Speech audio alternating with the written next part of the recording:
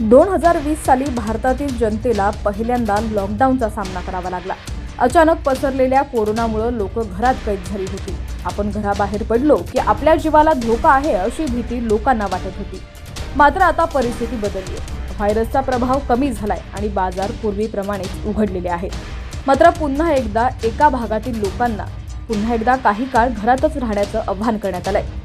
कोणत्याही कारणास्तव घराबाहेर पडू नका असं आवाहन देखील करण्यात आलेलं आहे। जर तुम्हाला वाटत असेल की हे लॉकडाऊन देखील कोरोनामुळे लागू करण्यात आलंय तर तसं नाहीये। आता संपूर्ण प्रकार काय आहे पुढे पाहूया। त्याआधी तुम्ही HPN मराठी न्यूज चॅनलला सबस्क्राइब केलं नसेल तर नक्की सबस्क्राइब करा आणि बेल आयकॉनवर क्लिक करून नोटिफिकेशन्स मिळवा, जेणेकरून आमचे अपडेट्स लवकरात लवकर तुमच्यापर्यंत पोहोचतील। तर राजस्थानच्या धौलपूरच्या मंगरोळ शहरातील लोकांना घरातच राहण्यास सांगितले गेले। परिसरात बिबट्याचं दर्शन झालंय, तर आतापर्यंत 2 जणांवरती हल्ला केलाय। मात्र वन विभागाला त्याला पकडण्यात अपयश आलंय। त्यामुळे आता लोकांनी सुरक्षितेसाठी घरातच राहण्यास सांगितलेलं आहे।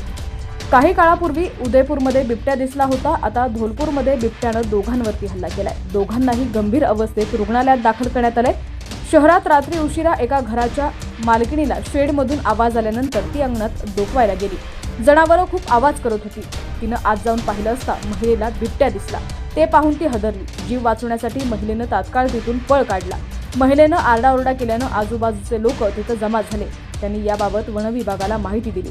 रात्रीच्या अंधारात बिबट्याची शोध मोहीम राबवण्यात आली, मात्र तो कुणालाच दिसला नाही। सकाळी देखील टीम त्याचा शोध घेताना दिसली।